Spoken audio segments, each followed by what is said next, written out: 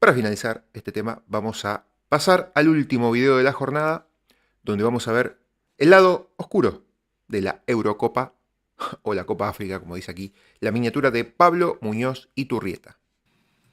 Muy buenas tardes a todos y bienvenidos a mi canal. Mi nombre es Pablo Muñoz Iturrieta y hoy vamos a estar hablando de un tema realmente interesantísimo, un tema que puede sonar incluso controversial para muchas personas, pero aquí en este video vamos a hablar con mucho respeto y con muchos fundamentos.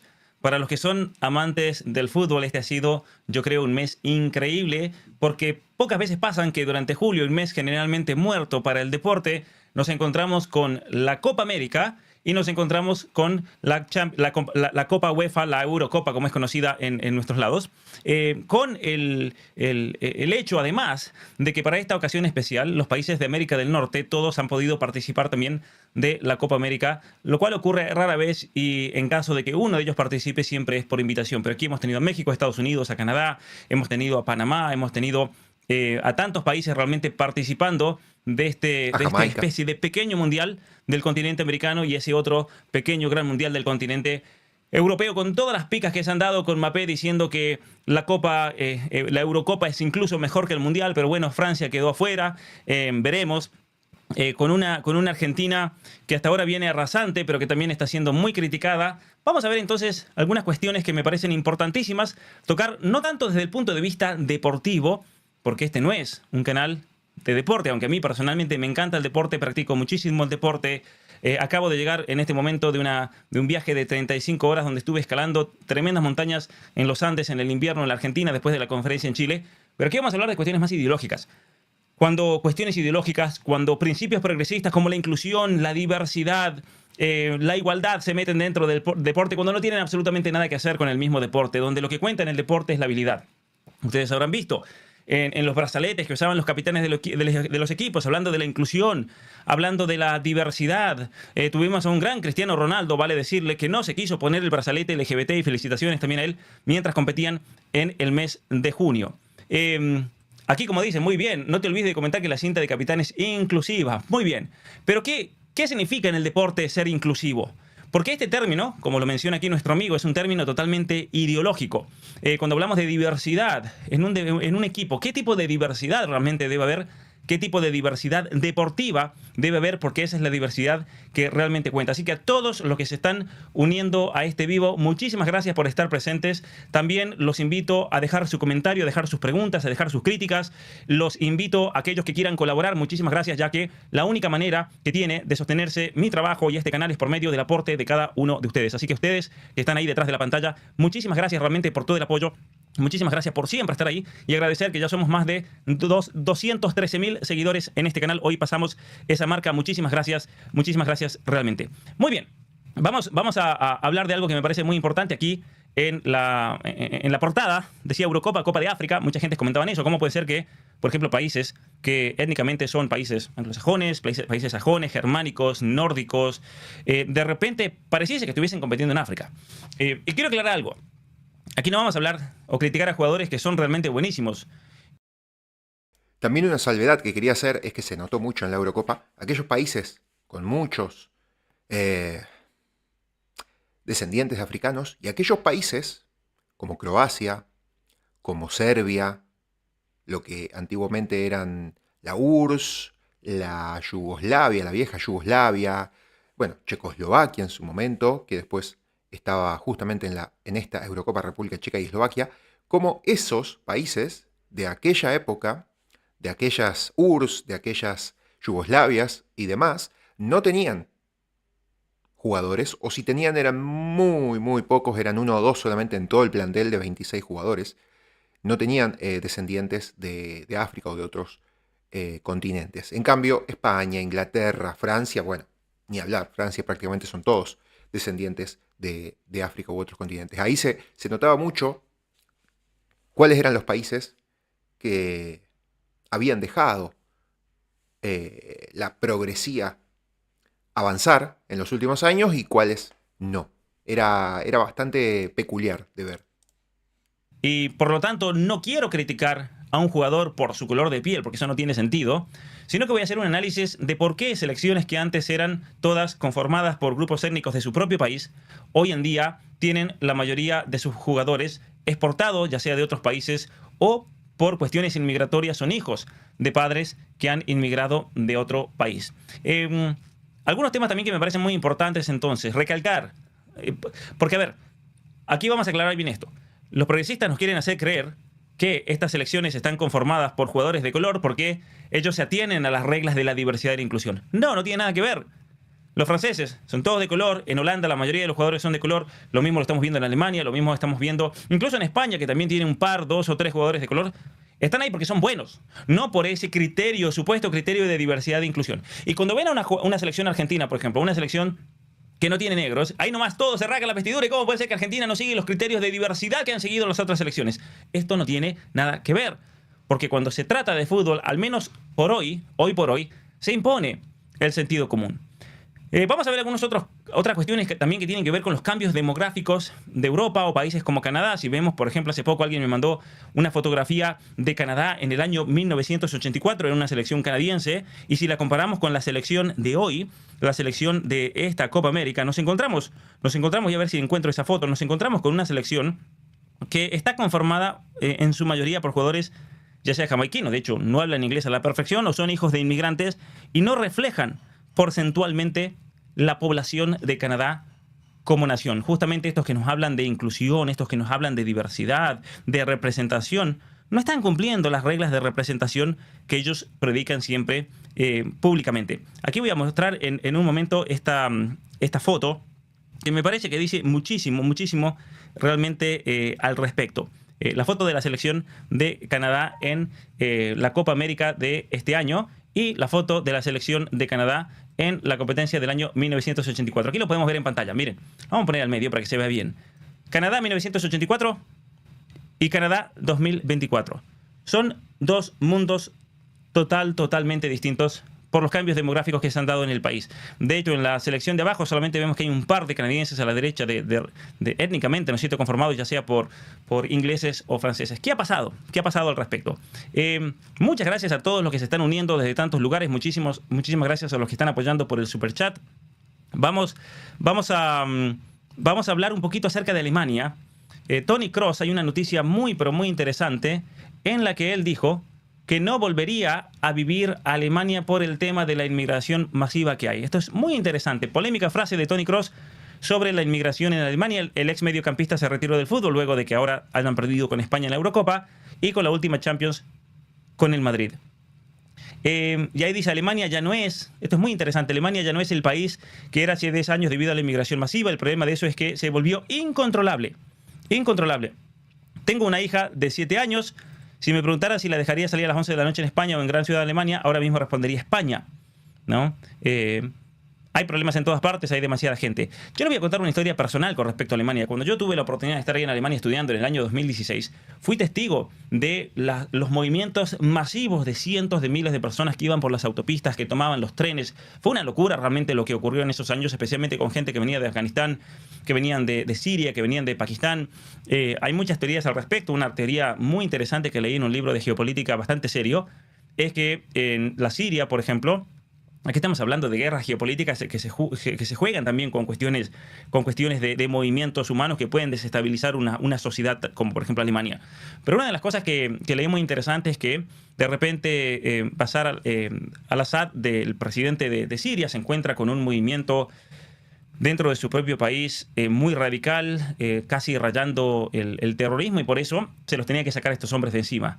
Los sunitas, dentro de una rama del Islam, que tenían obviamente una alianza con movimientos como el ISIS, como el Estado Islámico, y por lo tanto una de las cosas que hace Bashar al-Assad es la conscripción obligatoria, llamar a todos a que sirvan en el ejército para pelear en esa tremenda guerra civil que estaban llevando, pero con el propósito no de que todos se unan, sino que obligatoriamente, o en cierto sentido, obligaba a todos esos sunitas a decir yo no quiero pelear contra los mismos sunitas, y se iban de Siria, y entonces se lo sacó de encima, se sacó el problema de encima, y Rusia apoyó para que todas esas migraciones masivas terminen todos en Europa. De hecho, es conocido cómo Rusia abría las fronteras no de Europa hacia Rusia, sino que de Rusia para Europa, mandando incluso gente en colectivos, en camiones, en la manera que fuera, para inundar Europa de gente no deseada. Entonces, es un problema real, ¿no es cierto? Es un problema real el de esta inmigración masiva, que se ha dado por muchos factores, la inmigración masiva más reciente por el tema de las guerras, de la desestabilización que ha habido, de problemas como en Afganistán, la crisis en Medio Oriente, pero es algo que viene de hace muchos años. Y que vamos a ver cómo también tiene que ver con el hecho de que Inglaterra, que Francia, que Holanda, que en cierta manera Alemania también, tuvieron presencia colonial en África. Obviamente no con el intento de inculturar esas regiones, no con el intento de llevar la cultura y llevar la tradición occidental, porque eso no lo hicieron, solamente lo hizo España. Crearon colonias diseñadas para expoliar a todos estos países de sus recursos más valiosos, el que van desde el petróleo al oro, a los diamantes, lo que ustedes imaginen, al cobalto, y que luego, obviamente, han estratégicamente y de manera sistemática mantenido a todos estos países en la miseria. ¿De qué manera? Prohibiendo, por ejemplo, inversiones que tengan que ver con infraestructura, que tengan que ver con electricidad, que tengan que ver con agua potable, con cuestiones básicas que tal vez tenemos todos nosotros y que nos permiten llevar una vida más o menos normal, pero que a ellos se les ha prohibido en nombre del ecologismo y de cuantas otras mentiras, con el simple propósito de que estos países nunca se desarrollen. Y obviamente que eso lleva también entonces a una sociedad a decir esto no aguanta más. Y hay muchas personas que van a buscar una vida mejor en otros países, como ha pasado, ¿no es cierto?, en el caso de Francia, en el caso de Alemania, en el caso de los países nórdicos, que se han inundado, aunque Italia también, porque va de paso, pero se han inundado de inmigrantes con el problema social que esto atrae. Entonces no es un problema nuevo, es un problema que ya viene de décadas. Y es por eso que en el año 2022, de los 26 jugadores de Francia que jugaron la final con Argentina, 14 de ellos tenían, de hecho, raíces africanas. Lo vamos a ver aquí en pantalla, tengo un link bastante interesante del medio AS, que es deportivo. Francia, una selección con sangre africana. ¿Cuántos son jugadores de ellos originarios de África? Y aquí lo confirma lo que acabo de contarles. De los 26 seleccionados por Didier Deschamps, hay 14 que podrían haber elegido representar a una selección africana. Podrían haberlo hecho. ¿Por qué? Porque tienen ciudadanía africana. No es porque digo, que alguien dice, ¿y qué racista que eres? No, esto no es por ser racista. Es por el hecho, es un hecho eso. Francia y Marruecos se miden este miércoles en la segunda de las semifinales del Mundial 2022.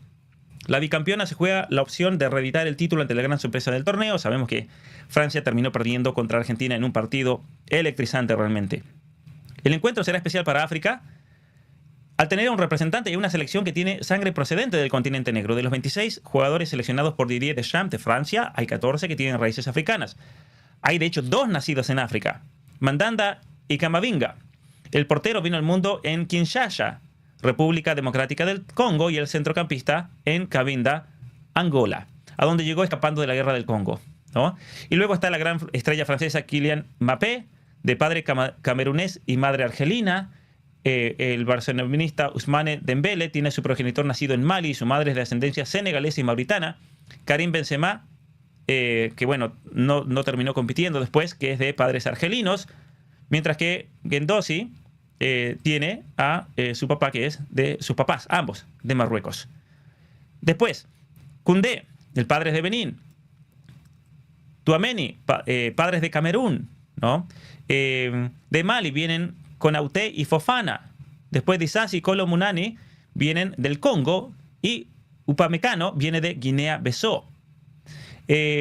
Luego tenemos, fuera de África, tenemos a Areola, que es hijo de filipinos, y muchos que creen que es francés, 100%, pero Griezmann viene de Portugal, ¿no? Varane, Coman y Marcos Thuram tienen raíces en las Antillas francesas, islas pertenecientes a Francia, aunque están en el Caribe. El primero es de la isla de Martinica y los 2 restantes de la isla de Guadeloupe, ¿no? Interesante esto entonces. La conformación de un equipo como Francia, donde prácticamente todos los jugadores tienen un origen en el extranjero. Muy bien. También hay que detallar algunas cosas que no me parecen correctas. Por ejemplo, en el caso de los franceses, ninguno de ellos están ahí porque habían sido esclavos negros y que cuando los liberaron se quedaron en esos países.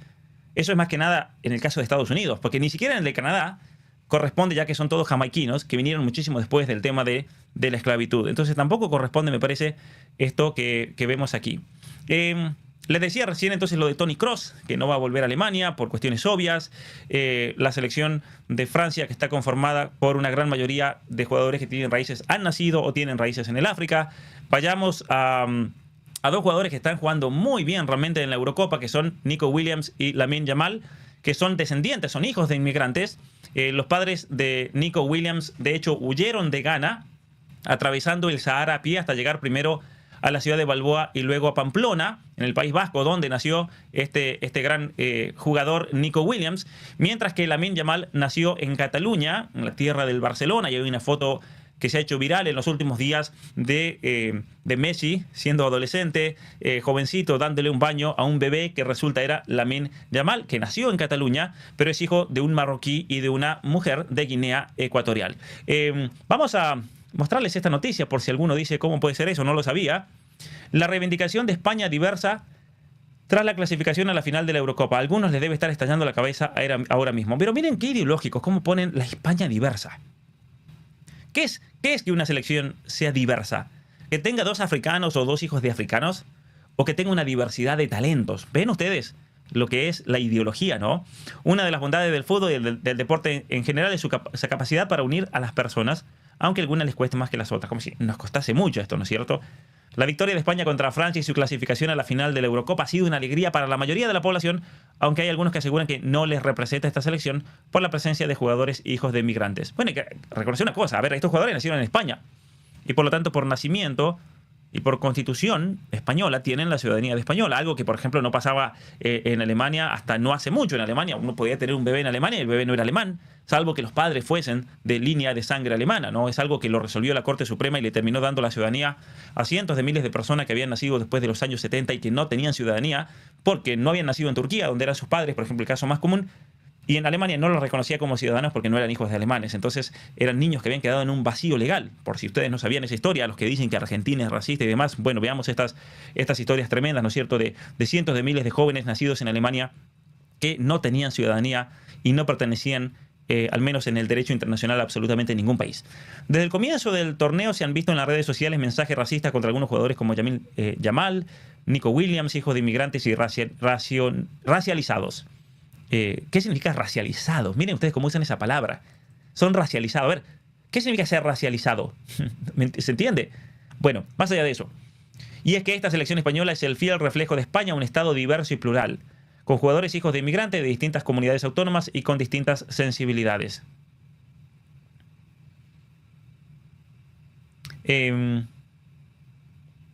Muy bien.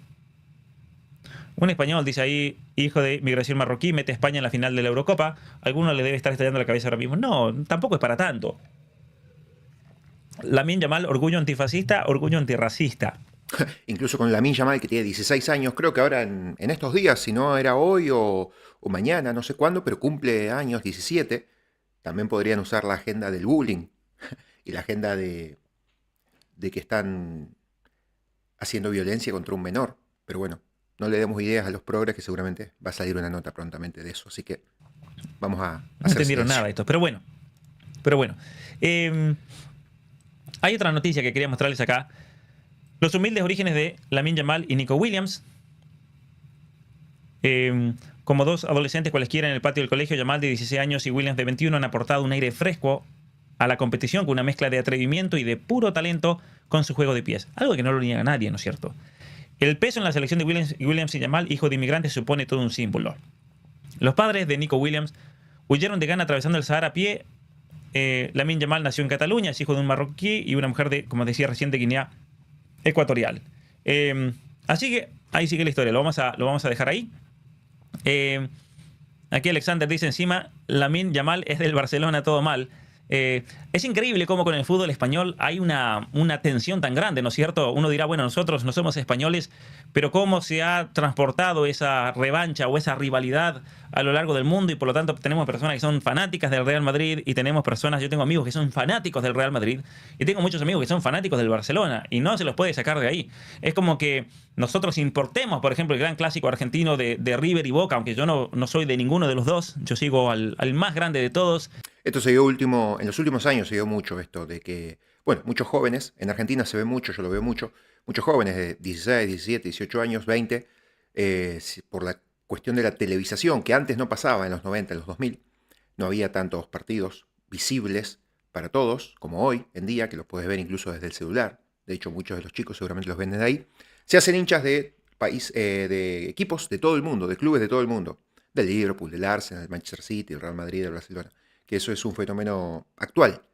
por este tema de que se ven prácticamente todos los partidos. Si quisieras, entras con el celular a una página de internet y ves cualquier partido de todos los equipos. Entonces, bueno, eso antes no pasaba. Antes uno era hincha de equipos de su propio país. Incluso, más atrás te vas, era uno hincha del equipo de su propio barrio o de su propio pueblo, de su propia ciudad.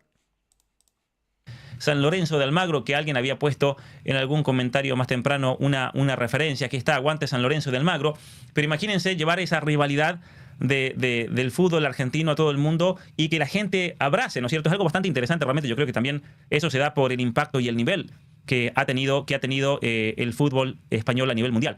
Y miremos esta tontera que dice este señor aquí. ¿Te molesta que tengan otro color? ¿Cómo me va a molestar que tengan otro color de piel? ¿Cómo me va a molestar que otra persona tenga el color que sea? ¿Cómo le va a molestar si es algo biológico? Es algo genético, ¿no? Es como que me molesta que tengas un gen determinado, pero ¿cómo a una persona le puede molestar eso? Eso es iluso. Es iluso, ¿no? Y que sean musulmanes. ¿Por qué me va a molestar que sean musulmanes? ¿No? Obviamente que ahí hay toda una historia, hay una tradición religiosa y hay una razón por la cual una persona abraza una fe u otra. Obviamente que los que no somos tontos y los que decidimos pensar, vamos a hacer un análisis racional y vamos a ver qué es lo mejor para una sociedad determinada. Que es algo muy distinto a decir si me molesta o no me molesta que sea de una cosa o de otra, ¿no? Si ustedes me dicen, ¿quieres que Canadá sea un país musulmán? No, señores. Hoy cuando bajé del aeropuerto hace apenas unas horas, hace 3 horas, estaba en el aeropuerto de Toronto, llega un avión y yo les aseguro que pensé que estaba en la peor dictadura islámica de Arabia Saudita. Porque se bajaron cientos y cientos de mujeres de un avión que venían todas tapadísimas, ni los ojos se les veía. Ahora ustedes me dicen, ¿quieren que mi sociedad se convierta en algo así? Con reglas totalmente distintas, donde a la mujer no se le dé absolutamente de nada de libertad, donde se maten a las personas por determinadas conductas o por determinadas tradiciones o por no seguir determinadas tradiciones. Ciertamente que no, porque eso a mí me parece inhumano. Y a mí me parece que si bien todas las tradiciones religiosas tienen ciertos elementos de verdad, hay religión por una cuestión de análisis incluso racional del modo de vida que se propone. A mí el modo de vida que se propone, por ejemplo, en el mundo del Islam, no me parece. Hay cosas en las cuales uno puede coincidir y hay cosas en las cuales uno no coincide, y eso se respeta. Ahora, si una persona dice yo soy musulmán por tradición, por historia, por mi familia, por lo que sea, ¿me va a molestar a mí? ¿Cómo me va a molestar eso? Para nada, ¿no es cierto? Pero bueno, un dato bien interesante que también quería mostrarles aquí en la pantalla es este jugador Lamine Yamal, que lleva 3 banderas, dentro de o en sus botines, ahí le llaman botas. El canterano que hizo ante el Villarreal, el último partido de la liga, reivindicar sus orígenes, y ahí podemos ver entonces la bandera de España, de Marruecos y de Guinea Ecuatorial. Les recuerdo que Guinea Ecuatorial es un país donde se habla español.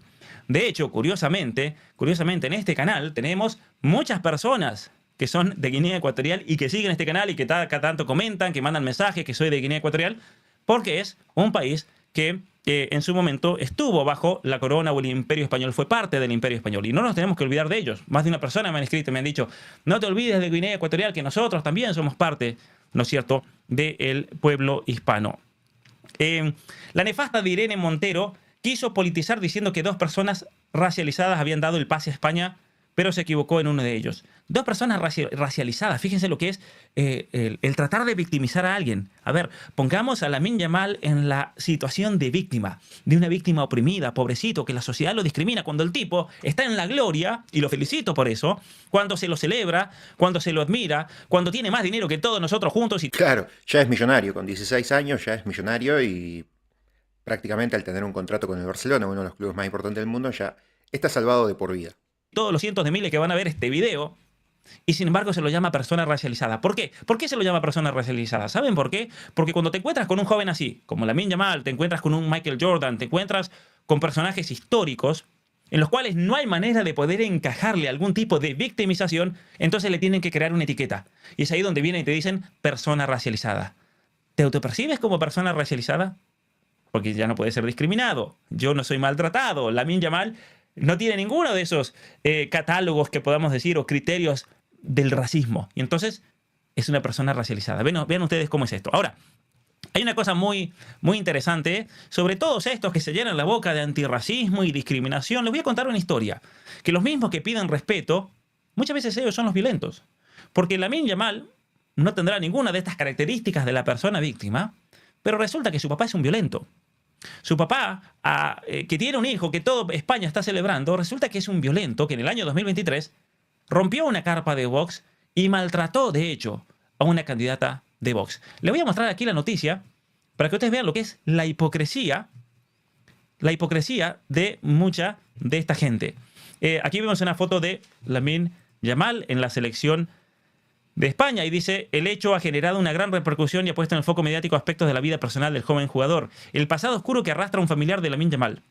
Nasrui se disculpó, aunque justificó sus comportamientos y calificó a los militantes de Vox de fachas. Miren ustedes, qué respetuoso el señor. El mismo que pide respeto, todos estos que piden inclusión, diversidad, resultaron ser unos violentos.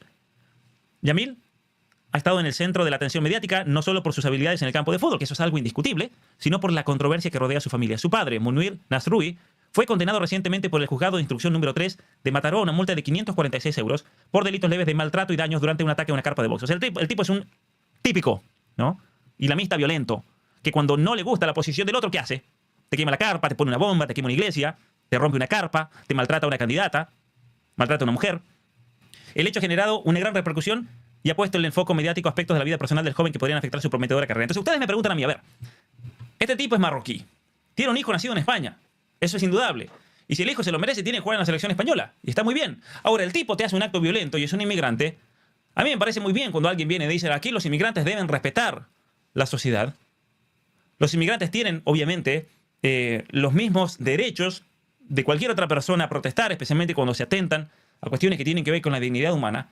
Pero cuando ya un inmigrante se pone violento, cuando un inmigrante empieza a reclamar derechos, pero nunca jamás se da cuenta de que tiene un nivel de responsabilidad en esa sociedad que lo recibe, a ese inmigrante, ¿saben qué? ¿No les parece a ustedes? ¿No les parece a ustedes de que por respeto a esa sociedad yo tengo que darle todo? También tengo que reclamarle porque es parte del respeto a esa sociedad. Y no está mal reclamarle a un gobierno, no está mal reclamarle a un político. Pero cuando ya una persona se pone violenta con una mujer que te rompe una carpa porque son fachas en teoría, y te piden y exigen respeto cuando son ellos los que manifiestan la violencia, ¿no? Eso a mí me parece una gran hipocresía. Y un llamado de atención también. El 16 de mayo de 2023, Munir Nasrui protagonizó un incidente en la avenida Perú de Mataró, ¿no? Atacó una carpa de box instalada en el lugar y comenzó a insultar a los presentes. La situación escaló cuando, acompañado por otros individuos, lanzó huevos y continuó con los insultos. A ver, ¿qué hay ganas de tener que hacer esto, no? Hay que tener ganas de realizar un escándalo así cuando el hijo es un multimillonario que le va a dar a este hombre el dinero que jamás imaginó. Gracias a España. No, gracias a España. Golpeó a la candidata Mónica Lora, intentó derribar el toldo y los folletos de la carpa. ¿No? Una locura realmente. Una locura que comportarse así. Muy bien. Vamos a seguir con los comentarios. Muchísimas gracias a todos los que están unidos. Muchísimas personas que tenemos en el vivo. Vamos a ver algunos de las noticias también que tienen con respecto a eso y vamos a ver nuevamente la gran controversia que ha surgido. Lo voy a dejar más para el final. Nuevamente ha surgido en Twitter la controversia de por qué no hay negros en la selección argentina. Como que lo tenemos que repetir cada vez que hay un campeonato. Es algo muy gracioso y es algo realmente ridículo. Las teorías que escucho por qué no hay negros. Las teorías. Uno dice, pero esto es descabellado. ¿Cómo un país va a ser racista? Sí, por ejemplo, alguien decía, no, la Argentina es racista porque los hicieron desaparecer. ¿Pero cómo lo hicieron desaparecer? No mataron a ningún negro. No, porque se casaron con los negros para que desaparezca la raza. Ah, sí.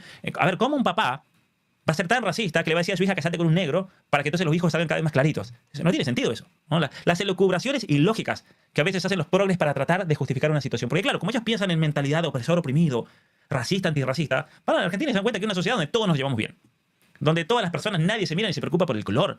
Donde las personas ni siquiera se dividen por sus rasgos. No existe eso. No existe, pero para nada. Para nada. Vayan, pruébenlo. Vayan a Argentina. Es muy gracioso que muchos de los que dicen que es racista, que son los argentinos, jamás han ido a la Argentina.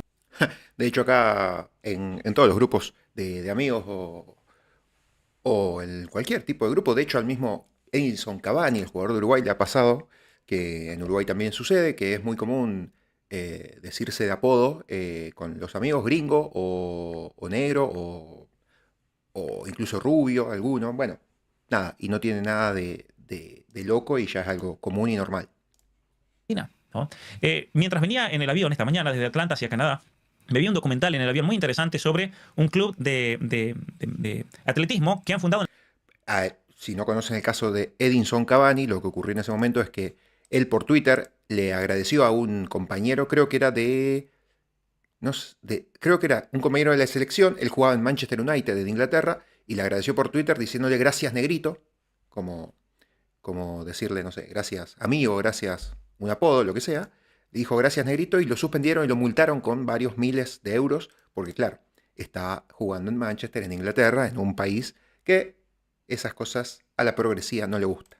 En la cárcel de San Quintín en San Francisco. Muy interesante realmente. Pero una de las cosas que me llamó la atención es que en la cárcel se agrupan por divisiones raciales y los hacen dormir a los negros con los negros, a los blancos con los blancos, a los mexicanos con los mexicanos, los salvadoreños con los salvadoreños, los asiáticos con los asiáticos y no se mezclan ni siquiera en el tiempo libre. ¿No? Eso es una locura. Eso es racismo. Eso es realmente discriminación. Eso es la falta de integración y el desprecio por el otro que hasta en el día de hoy lamentablemente existe en muchos países. Pero son estos mismos del Washington Post de los Estados Unidos que van a decir Argentina, ustedes son racistas porque no tienen negros. Muy bien, voy a darles algunos datos sobre la inmigración y que también obviamente explican esta situación en los países europeos o situaciones, por ejemplo, como la de Canadá. Vemos la selección del año 84 y vemos la selección del año 2024 y tenemos aquí obviamente un cambio abismal en cuanto a la población.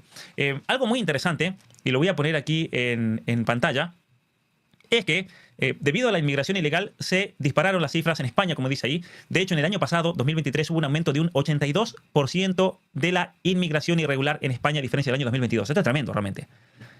Según datos del Ministerio del Interior de España, la cifra de inmigrantes ilegales que entró al país en el 2023 se disparó un 82,1% respecto a 2022. En total, 56.852 personas llegaron irregularmente a España, ¿no? España es una de las 3 grandes puertas de entrada europeas para la inmigración junto a Italia y Grecia. El salto del año pasado se vio principalmente un récord de llegadas a las Islas Canarias, ¿no? Esto es algo preocupante. Y alguien me dice, bueno, ¿qué problema hay con eso? Bueno, el problema es que se te comienza a transformar totalmente la sociedad, con gente que viene de otra cultura, con otras tradiciones, que muchas veces pueden ser peligrosas para una sociedad. Veamos este ejemplo. Miren, en el caso de Alemania, ¿qué problema hay con que se islamice Alemania? Bueno, es tremendo el problema. La islamización de Alemania crece por temor e imitación y va peor porque cala en la juventud. Estamos hablando de terrorismo islámico, ¿no? De gente que quiere hacerse musulmana. No, es algo mucho peor. Es a través de las redes sociales, en el entorno escolar. La solución es el califato. Miren esto. Este fue el eslogan exhibido en varias pancartas durante una manifestación islamista llevada a cabo en Hamburgo a principios de mayo, con más de 1.100 participantes exigiendo derrocar la dictadura de los valores. Una acción de oración organizada por islamistas frente a la puerta de Brandenburgo en Berlín, tras el ataque a Israel del grupo radical islámico Hamas el 7 de octubre. Todo debido a TikTok, el servicio de inteligencia interior, el Verfassungsschutz, protección de la Constitución, ha estado advirtiendo desde hace algún tiempo no solo sobre estas manifestaciones públicas, sino sobre el papel, mire, como lo digo en mi libro, de las redes sociales como caldo de cultivo para el islamismo, así como lo es para muchas ideologías, ¿no? TikTok, en mayor medida que YouTube, se ha convertido en el escenario preferido para los influencers que se dirigen a una audiencia adolescente con el objetivo de hacer lo que su nombre indica, influir sobre sus ideas. Ahí tenemos a Ibrahim El Asazi, Abul Bara, que son 2 influencers muy conocidos en Alemania y tienen millones de seguidores en los países de habla alemana, donde ellos proclaman el islamismo de la sociedad o el califato como la sociedad de los problemas europeos. Un califato islámico, ¿no? Una vez dentro de la burbuja salafista, son bombardeados con numerosos videos que abarcan desde temas cotidianos hasta cuestiones de fe. Un tema recurrente es la división entre halal y haram, entre lo permitido y lo prohibido a los musulmanes, lo que incita a los jóvenes a oponerse al estilo de vida occidental y se inculca las ideas de que solo el califato representa la forma correcta de gobierno. O sea, aquí estamos hablando de una teología política también, ¿no? Por eso no podemos dejar de lado. A ver, cualquier análisis político de Europa que deje de lado la cuestión islámica es un análisis superficial. ¿Por qué? Porque dentro de la teoría o de la teología islámica está el aspecto político, que no está dividido de la religión. No es como que un islámico te va a decir, bueno, a ver, tenemos un país que es secular y yo tengo mi tradición religiosa, pero públicamente se siguen ciertos principios democráticos. Ese proceso de secularización que se dio en Europa jamás se ha dado en el Islam. Entonces, para un islámico, la política, la economía, la cultura, va todo de lo mismo. Y por lo tanto, no entienden ellos a una Alemania democrática y constitucional. No, para ellos una Alemania debe ser una Alemania islámica. Esto es un problema real, ¿no? Es un problema realmente serio. O gravísimo, podríamos decir. Entonces ellos alientan a los jóvenes a adoptar una interpretación del Islam que exige una disociación activa de la sociedad y la creación de una especie de contracultura. ¿Para qué? Para defenderse del occidente imperialista, ¿no? Esto es gravísimo realmente. Un ejemplo concreto, por ejemplo, de algo que ocurrió en Alemania, que lo había visto hace poco cuando tuvieron el Ramadán, es que muchas escuelas de Alemania prohibieron a los alumnos comer y tomar agua para respetar el Ramadán, para respetar a los alumnos que estaban haciendo el Ramadán. Entonces, si tenías hijos que eran alemanes, eran cristianos, eran luteranos, se les imponía un ayuno obligatorio porque la mayoría de los estudiantes en la escuela eran musulmanes, ¿no? Esto es una locura realmente eso, lo que está pasando. Es algo realmente grave en todo esto. es muy bueno este comentario. Muchas gracias, Pablo. El problema no es la inmigración en sí, y mucho menos la piel. Yo soy argentino, descendiente de inmigrantes piemonteses. Mis 16 tatarabuelos lo eran. El problema es la inmigración forzada y la sustitución cultural, no la piel. Es lo que estamos hablando ahora, ¿no? La sustitución cultural. ¿No? Esto es algo realmente preocupante, ¿no? Y el que no lo vea eso, especialmente quien viva en Europa o que vea Europa como el futuro y nos vamos a ir a Europa, se está metiendo en un problema grave, que es el mismo problema que está ocurriendo en Canadá, la islamización de Canadá. Va a ser un problema serio, lo lamento mucho. Y esto no es por racismo, esto es por un simple análisis cultural. Que esto va a traer graves y serios problemas. Va a traer graves y serios problemas. Que no es un problema que tal vez nos llene la preocupación en nuestros países de México hasta la Argentina y Chile. Porque ese tipo de inmigración sí existe, pero es una inmigración minoritaria y que no tiene el poder de influir culturalmente. Pero cuando estamos hablando de Alemania, cuando estamos hablando del caso de España, cuando estamos hablando del caso de los países nórdicos, cuando estamos hablando del caso de Canadá, estamos realmente ante un problema de islamización muy serio, ¿no? Miren esto. Miren ustedes para lo que puede ser la influencia cultural. Carl Philipp Schroeder calificó de preocupantes algunas de las respuestas de los estudiantes musulmanes encuestados, comentando los resultados por el diario Hannoversche Allgemeine Zeitung. Más de 2/3, el 67,8%, afirmaron que las normas del Corán son más importantes para mí que las leyes de la Alemania. Aquí tenemos un problema político, ¿o no? No, a ver, hasta una persona musulmana se va a dar cuenta. Aquí hay una gran contradicción entonces en cuanto al sistema político, porque tenés, en el futuro vas a tener un 67, un 70, un 80% de la población que te va a decir que el Corán es más importante que las leyes de Alemania. Y llegan a casi la mitad, 45,8%, los que creen que una teocracia islámica es la mejor forma de gobierno. Más de la mitad, 51,5%, opina que solo el Islam es capaz de resolver los problemas de nuestro tiempo. El 33,3% declaró que entiende la violencia contra las personas que insultan a Alá o al profeta Mahoma, o sea, la justifican. Y el 21,2% afirmó que la amenaza al Islam por parte del mundo occidental justifica que los musulmanes se defiendan con violencia. ¿No? Entonces es un problema.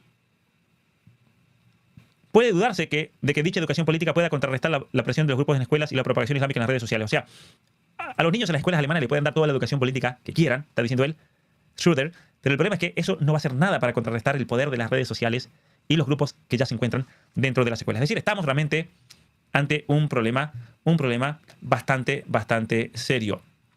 Francia es otro caso gravísimo, que Francia, ya sabemos, yo recuerdo la primera vez que fui a Francia en el año 1999, me sorprendió en la ciudad de Toulouse ver los nombres de las calles escritos en letras del alfabeto latino, en francés, la calle tanto, y luego en árabe.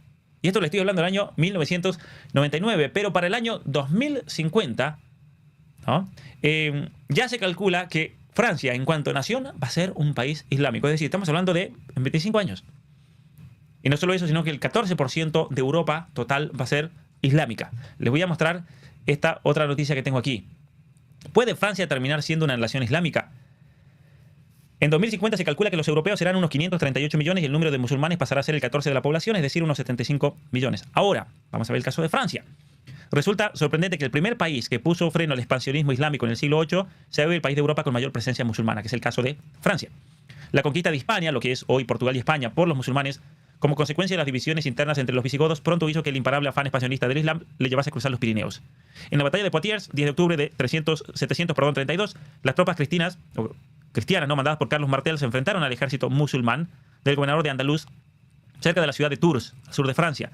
Los francos, son los franceses, pero el reino franco derrotaron al ejército musulmán, ¿no? Pero es interesante cómo hoy, y vamos a adelantar un poquito, cómo hoy realmente en Francia los musulmanes pronto van a ser mayoría en el país. Los musulmanes representaban en el 2016 el 4,9% de la población europea, pero pasarán a ser el 14%. Miren el aumento gigantesco. Es decir, aumentarán a 75 millones. En la actualidad, los Estados miembros de la Unión Europea con mayor número de musulmanes son Francia, Alemania, la pequeña Bélgica, con una población de 11,5 millones de habitantes, tiene una comunidad musulmana entre 600 y 800 mil habitantes. Yo recuerdo haber estado en Bélgica cuando fui a Bruselas en el año 2016, y los barrios islámicos estaban totalmente rodeados por el ejército belga por la posibilidad de atentados, por ejemplo. Y uno parecía que estaba en Oriente Medio, realmente no en Europa. Alemania y Suecia, que son los mayores receptores de refugiados, tendrán en un futuro próximo un enorme aumento de musulmanes en su población. Suecia pasará del 8,1% sobre el total de la población al 30% y Alemania del 6,1% al 19%. España se estima que en 2050 pasarán del 2,6 al 7,2% del total de habitantes. Pero en Francia, miren esto, el número de musulmanes practicantes en Francia entre los 18 y 59 años superó en el 2020 por primera vez en la historia el de los católicos practicantes. Es decir, hay más musulmanes practicantes en Francia que católicos practicantes. Háblenme de reemplazo cultural. Sí, ciertamente que esto, ahí también hay otros factores. Estamos hablando de una Europa que ha renegado de su fe. Estamos hablando de no es culpa de que los católicos dejen de ser practicantes en Francia, no es culpa de los musulmanes, eso es culpa de los franceses, ¿no? Hay muchos factores que también se están dando aquí, pero es interesante notar cómo Europa está dejando un vacío en nombre de la libertad y del secularismo y del progresismo, que creen que al deconstruir toda una civilización occidental, esa civilización va a quedar deconstruida y nada más. Y no, lo que va a ocurrir en Europa, lo que va a ocurrir en Francia, lo que va a ocurrir en Alemania, en Suecia y en tantos otros países como Canadá, es que ese vacío lo van a tener que ocupar y lo van a terminar ocupando todos estos procesos de inculturación islámicos. Es un hecho, porque les están abriendo la puerta. No es que vamos a terminar en un mundo deconstruido. Eso es imposible, porque sí o sí el mundo siempre se va a regir por alguna ideología. Y entonces tenemos, por un lado, la presión de los grupos y organismos internacionales globalistas, progresistas, tenemos al Foro Económico Mundial, tenemos a las Naciones Unidas, pero debajo de todo eso hay una nueva teología política que se está metiendo y que por tener un carácter teológico y religioso tiene mucho más fuerza que cualquier cosa que el Bill Gates o Klaus Schwab nos quiera imponer. Ustedes acuérdense de eso, ¿no? Y por eso yo decía recién que para el 2050 Francia va a ser una religión islámica cuando ya es la segunda religión en cuanto a números, pero ya es la primera en cuanto a musulmanes practicantes entre los 18 y los 59 años de edad. Miren esto, de hecho en Francia, en cuanto a las mujeres musulmanas que viven en Francia, han aumentado un 55% en los últimos 10 años. ¿No? Es altísimo realmente. Y este informe sigue, voy a poner todos los links aquí abajo para que el que quiera profundizar un poquito más en todo esto. Muy bien. ¿Qué pasará con nosotras? Dice Carmen, las mujeres del mundo occidental. ¿Seremos maltratadas y perdemos derecho? Pues no tenemos nada que ver con esa gente, lo dice muy bien, ¿no es cierto? Vivianamente hablando, estamos en una guerra espiritual y es una guerra teológica también. Lo peor de todo es que todos estos organismos globalistas, en nombre de la diversidad y la inclusión, le están abriendo las puertas a algo que puede ser un problema gigantesco en el futuro. Porque nuevamente lo repito, estamos hablando de una teología política que hay aquí de fondo en todo esto que se está desarrollando en países como Francia. Y que ya es un problema. Natalia, muchas gracias por este comentario. Mientras pasa esto, en España les prohíben a los cristianos rezar el rosario en la calle y los persiguen con multas. Un horror.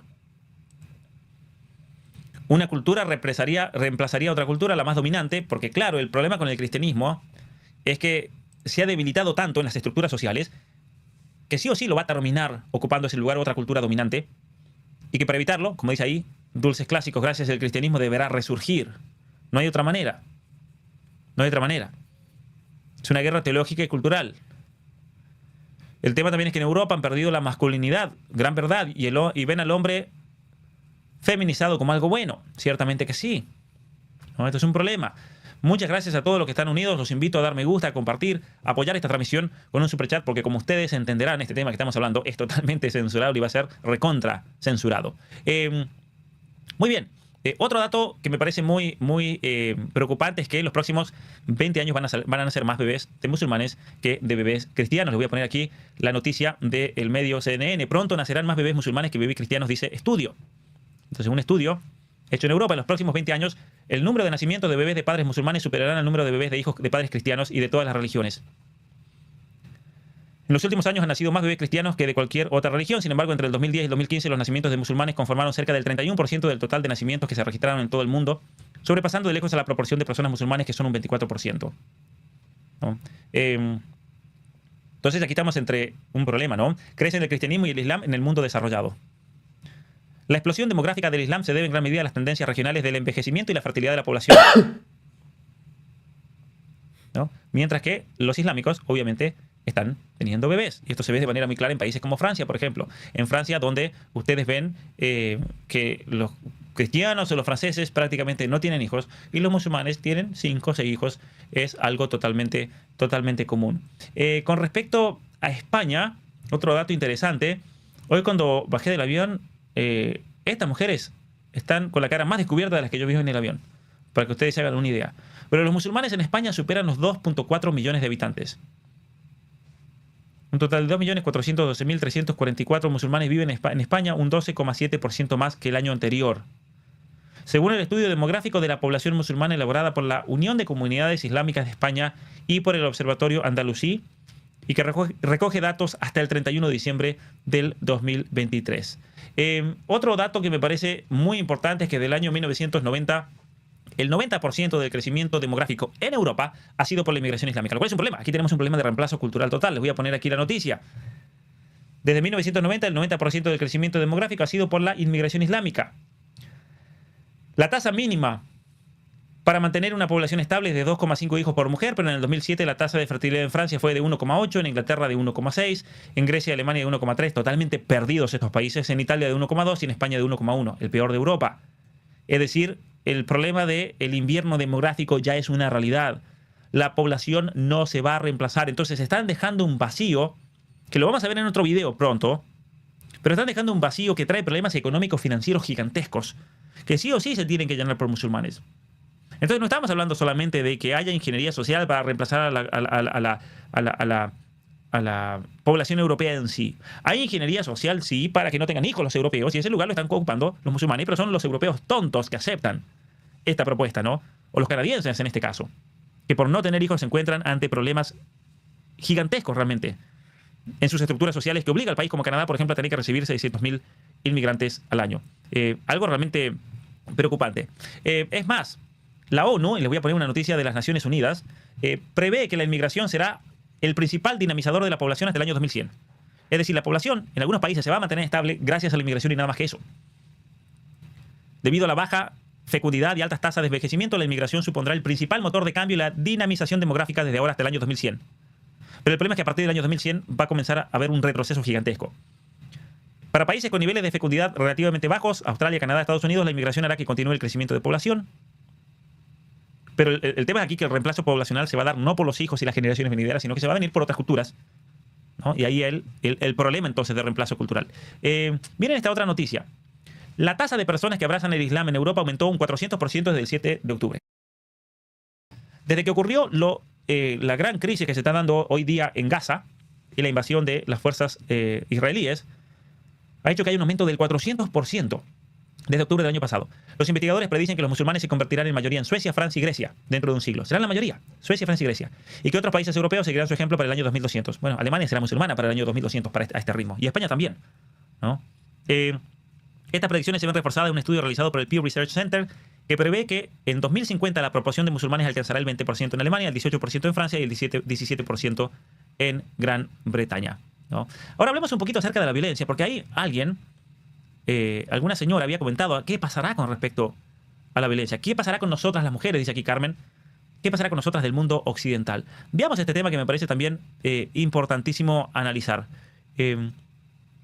Muchas gracias. Y ahí voy a lo que acabo de decir recién de esta pregunta: ¿qué pasará con nosotras las mujeres? Pablo Gallo, muchas gracias. Hay que entender que la neutralidad moral y o religiosa de los estados es imposible. Ciertamente que sí, es imposible realmente esto. El estado laico es solo transitorio. Es más, yo diría el estado laico hoy en día funciona para imponer ideologías, ya sean de corte socialista, de corte secular o secularizante, anticristiana, la ideología de género como una religión de estado.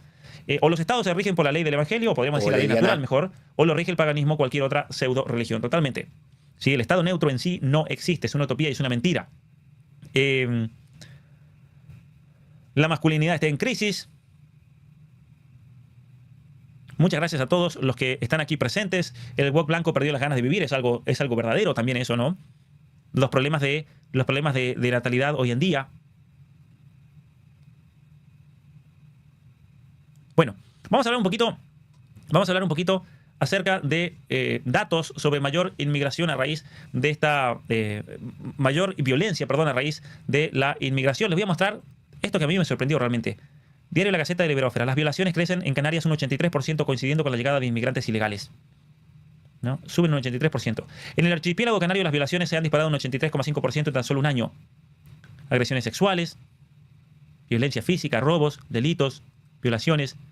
La agresión sexual se ha convertido en el delito favorito de los canarios, que es el que más ha aumentado en términos totales y el segundo en términos relativos, dado que el secuestro ha incrementado un 100%. Esto no es casualidad. Precisamente el año pasado más de 40.000 inmigrantes ilegales desembarcaron en las costas de Canarias y fueron repartidos por la autoridad por todo el archipiélago, ¿no? Vayamos a Francia. Datos de Francia. Inmigración, delincuencia y terrorismo. En Francia, el país más violento de toda la Unión Europea. ¿no? La relación que hay con la inmigración descontrolada. ¿Está Francia incubando una guerra civil? Esto sostenía el segundo manifiesto de cientos de militares. El primero decía que Francia estaba en peligro de desintegración. Nuevamente, reemplazo cultural, ¿no? El país europeo con más homicidio per cápita y en el que un 61% cree que la población blanca y cristiana corre peligro de extinción por la inmigración musulmana. ¿No? Es un hecho. Ahí habla de la teoría del gran reemplazo. Pero bueno. Vamos a seguir con otra noticia también. Militantes de extrema izquierda españoles marchan en contra del turismo, pero a favor de la asistencia social para los inmigrantes ilegales magrebíes. Muy curioso, ¿no? Vamos a ver si ponemos el audio.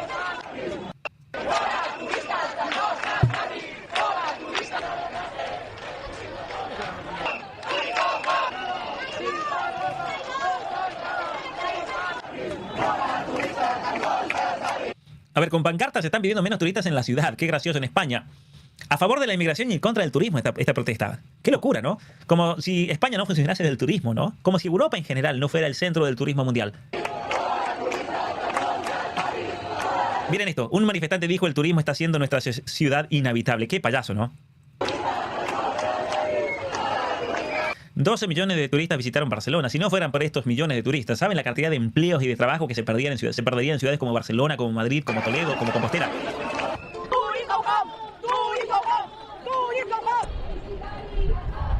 Protestando contra el turismo. Qué locura. ¿Quién lo hubiera dicho, no? Es una locura realmente. Yo no sé si reír o llorar con estas locuras. Si hay algún español aquí, por favor, que comenten y que nos cuenten cuál es su percepción. ¿Qué pasaría en España si se para el turismo, como piden todos estos ciudadanos que están a favor de la inmigración descontrolada, ¿no? Estupidez. Muy bien.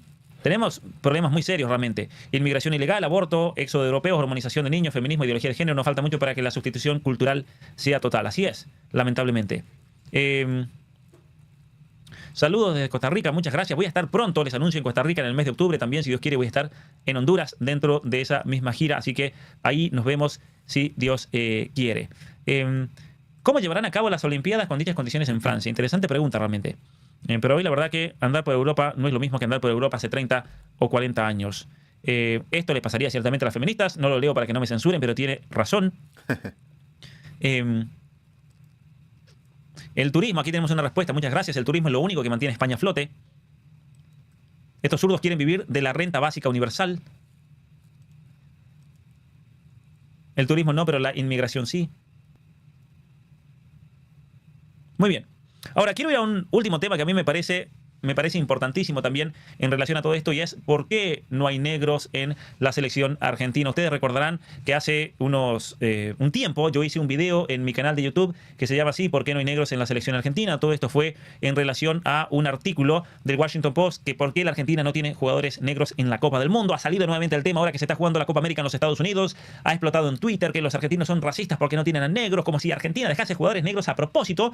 Los probes se dieron cuenta de que, no, esperen, a ver, Argentina no tiene ningún negro porque no hay negros en Argentina, no hay jugadores negros. Si hubiese un mapé lo pondrían.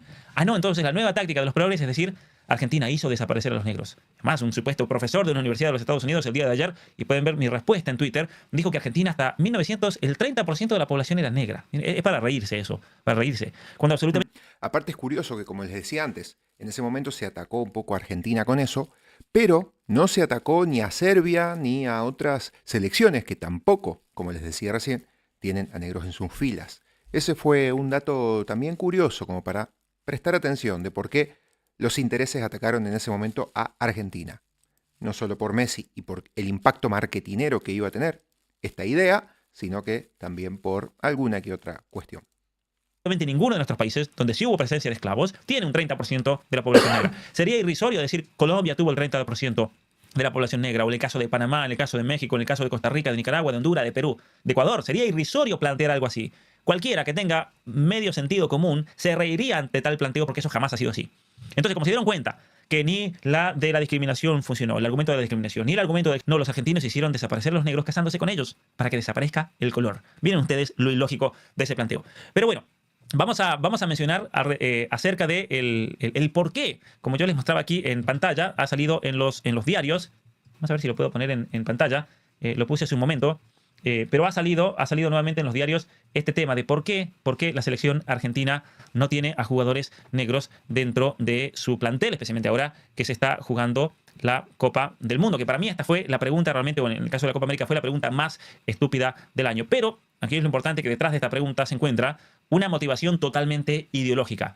Ese pretender que en Argentina ha habido un esfuerzo histórico por borrar la supuesta identidad negra de la nación porque ser blanco era sinónimo de la modernidad. Ahora, ¿hubieron personas racistas en Argentina? Sí, veamos los escritos, por ejemplo, de Sarmiento, Domingo Faustino Sarmiento, finales del siglo XIX. Pero eso es un pensamiento marginal de un tipo masón que gobernó la Argentina a fines del siglo XIX, en la segunda mitad del siglo XIX, pero que tampoco tuvo mucho impacto porque ni siquiera en esa época había negros en la Argentina, ¿no? Y yo le voy a dar 4 razones por las cuales en la selección argentina no hay negros. La primera, la más fácil, porque para jugar en la selección argentina lo que cuenta es saber jugar.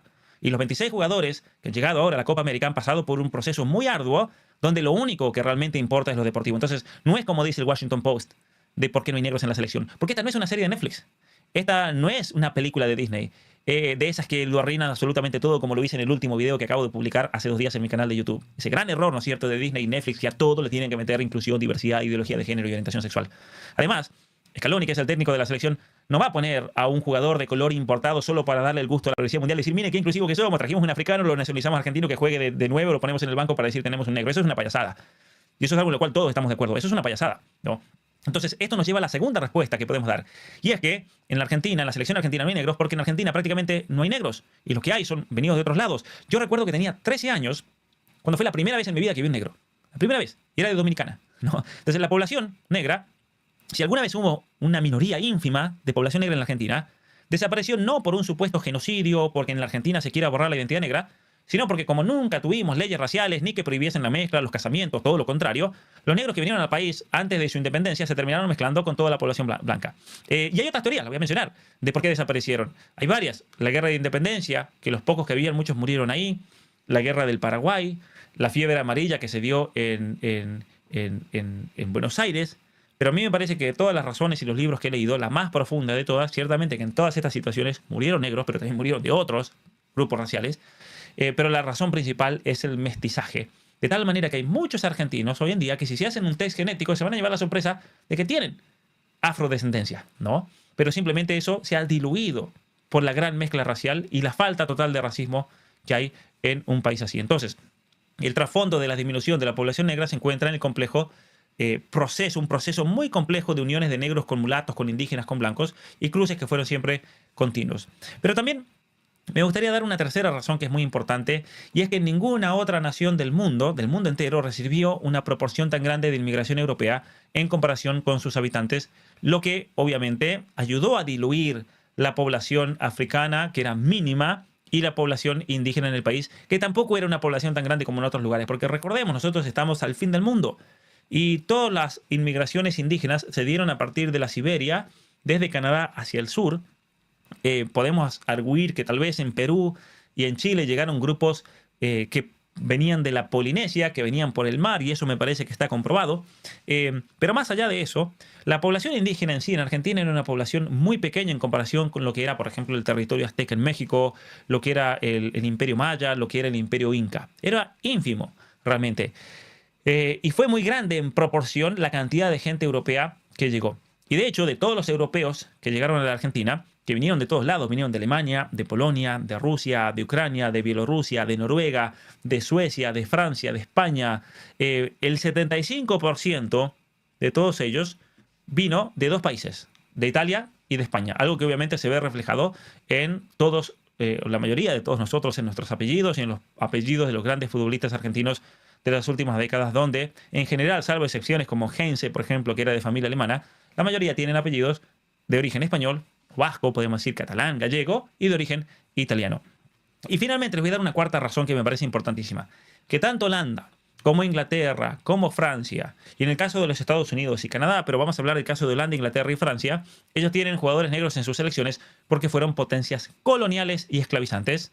En Canadá y en Estados Unidos hubo esclavitud, algo que en Argentina nunca ocurrió. Si en Argentina nunca fue una potencia colonial, y Argentina nunca fue una potencia esclavizante. Jamás, jamás. Entonces, lo que debe quedar claro es que ese eslogan tripartito de diversidad, de igualdad, de inclusión, obviamente que es parte de un programa de adoctrinamiento ideológico que termina viendo al ser humano no por lo que es, no por ser jugador de fútbol, sino por características totalmente secundarias. Y por eso los progres ven a la selección argentina y les explota la cabeza si no hay un negro. ¿Cómo les explotaría la cabeza si ven a la de Ecuador y no hay un negro? Si viesen a la de Perú, la de Chile, que la de Chile tampoco tiene ningún negro, la de México, y dirán, ¿por qué no tienen? ¿Por qué no son inclusivos? ¿Por qué no son diversos? ¿No? Entonces, quien se hace esta pregunta de por qué no hay negros en estas elecciones, paradójicamente, me parece a mí, termina mostrando un profundo racismo y desprecio por el esfuerzo, por la dedicación y los criterios que llevan a una persona a estar donde está. ¿Por qué? Porque el criterio de nuestras elecciones no es la falsa diversidad basada en la raza, sino la diversidad que se necesita para ganar un partido. Es decir, diversidad es tener un jugador que ataje, otros que defiendan, otros que armen y otros que hagan goles. El criterio de la raza les interesa solo a los racistas y mientras más alejados estemos de esos payasos, a mí me parece que será mejor. Así que, si Ecuador tiene un negro, no lo tiene por el criterio de la diversidad, lo tiene porque se lo merece. Si en la final contra Colombia vemos algún negro en la selección colombiana, está ahí porque se lo merece. Porque los colombianos tampoco son tontos. Y esperemos que esto no entre al fútbol. Y lo mismo lo podemos decir de Honduras, de Panamá, de Paraguay, de la selección que se imaginen. Quienes están ahí están por su esfuerzo, por su dedicatoria y por la verdadera diversidad deportiva que consiste en que cada uno haga mejor aquello que le corresponde hacer. Y otra cosa graciosa que dice aquí Esther, se preguntan solo por los negros. ¿Por qué no preguntan por las otras etnias? A ver, ¿dónde están los mapuches en la selección chilena? ¿No?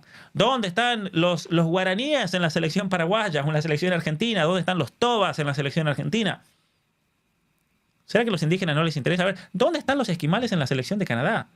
Tanto que vienen a hablarme a mí de diversidad. Bueno, usemos ese juego. A ver, ¿dónde están los esquimales aquí?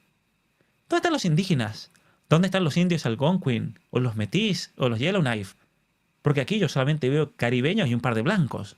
¿Dónde está esa verdadera diversidad que tanto predican todos estos payasos? ¿Ven que son unos mentirosos?